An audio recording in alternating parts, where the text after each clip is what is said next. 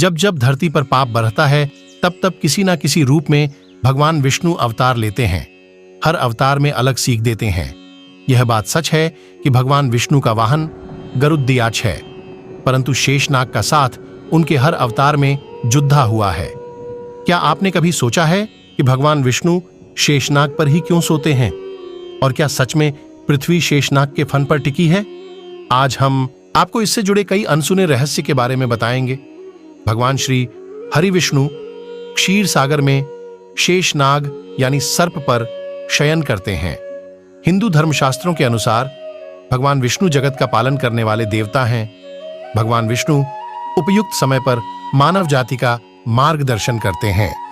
शास्त्रों में भगवान विष्णु का स्वरूप सात्विक यानी शांत, आनंदमयी तथा कोमल बताया गया है।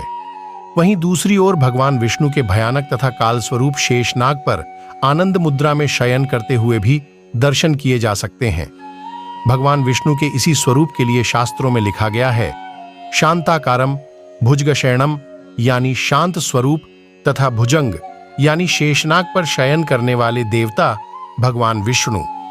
भगवान विष्णु के इस अनूठे स्वरूप पर गौर करें तो यह प्रश्न अथवा तर्क भी मन में आता है कि आखिर काल के साए में रहकर भी क्या कोई बिना किसी बेचैनी के शयन कर सकता है? हिंदू धर्म के अनुसार शेषनाग भगवान विष्णु की ऊर्जा का प्रतीक है जिस पर वे आराम करते हैं। दरअसल मानव जीवन का प्रत्येक पल कर्तव्य एवं जिम्मेदारियों से जुड़ा होता है। इनमें पारिवारिक, सामाजिक तथा आर्थिक दायित्व अहम होते हैं, किंतु इन दायित्वों को पूरा करने के साथ साथ अनेक समस्याओं एवं परेशानियों का सिलसिला भी चलता रहता है, जो काल रूपी नाग की तरह भय, बेचैनी एवं चिंताएं पैदा करता है। कई मौकों पर व्यक्ति टूटकर बिखर भी जाता है। अतः भगवान विष्णु का शांत स्वरूप ऐसे बुरे वक्त में संयम एवं धीरज के साथ जीवन की सभी मुश्किलों पर काबू पाने की प्रेरणा देता है।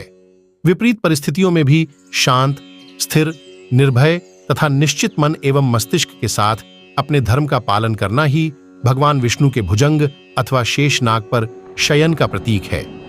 हिंदू पौराणिक कथाओं के अनुसार माना जाता है कि शेषनाग ने अपनी कुंडली में सभी ग्रहों को पकड़ DH के रखा है और वे भगवान विष्णु के मंत्रों का उच्चारण करते हैं। यदि भगवान विष्णु संपूर्ण ब्रह्मांड, ग्रहों और तारों के प्रतीक हैं, तो वास्तव में यह महत्व जायज है। भगवान विष्णु और शेषनाग के बीच का संबंध शाश्वत है। पुराणों में तो ऐसा भी कहा गया है कि भगवान विष्णु का यह रूप समय का मार्गदर्शक है। भगवान विष्णु के प्रत्येक अवतार में बुरी शक्तियों का नाश करने के लिए शेषनाग भगवान विष्णु के साथ जुड़े हुए हैं और उन्होंने विश्व को पाप से बचाया है।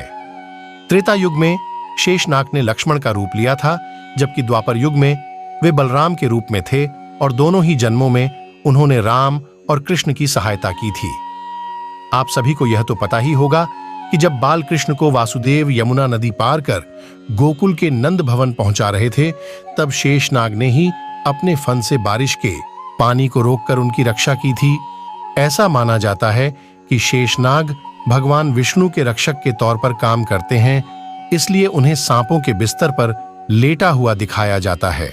अधोमहि गच्छ भुजंगमोत्तम सवयं तवैश्या विवरम परदास्यति इमाम धराम धार्यता तवया ही में महत परियम शेषकृतम भविष्यति।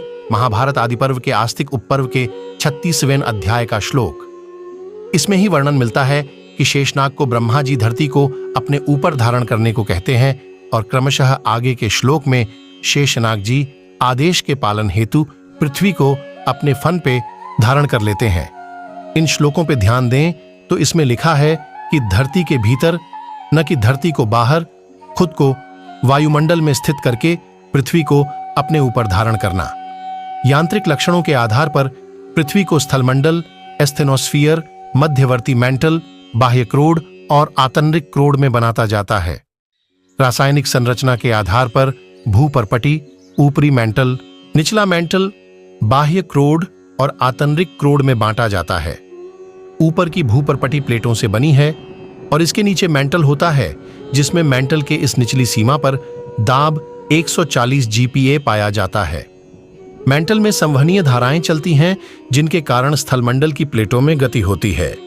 इन गतियों को रोकने के लिए एक बल काम करता है जिसे भूचुंबकत्व कहते हैं। इसी भूचुंबकत्व की वजह से ही टेक्टोनिक प्लेट जिनसे भूपर्पटी का निर्माण हुआ है वो स्थिर रहती है और कहीं भी कोई गति नहीं होती। कहा जाता है कि शेषनाग के हजारों फन हैं। भूचुंबकत्व में हजारों मैग्नेटिक वेब्स हैं। शेषनाग के शरीर अंत में एक हो जाता है, मतलब एक पूंछ है। भूचुंबकत्व की उत्पत्ति का केंद्र एक ही है। शेषनाग ने पृथ्वी को अपने फन पे टिका रखा। भूचुंबकत्व की वजह से ही पृथ्वी टिकी हुई है। शेषनाग के हिलने से भूकंप आता है। भूचुंबकत्व की बिगड़ने हिलने से भूकंप आता है। वैदिक ग्रंथों में इसी भूचुंबकत्व को ही शेषनाग कहा गया है। विशेष क्रोड का विस्तार मेंटल के नीचे है, अर्थात 2890 किमी से लेकर पृथ्वी के केंद्र तक। किंतु यह भी दो परतों में विभक्त है, बाह्य कोर और आंतरिक कोर।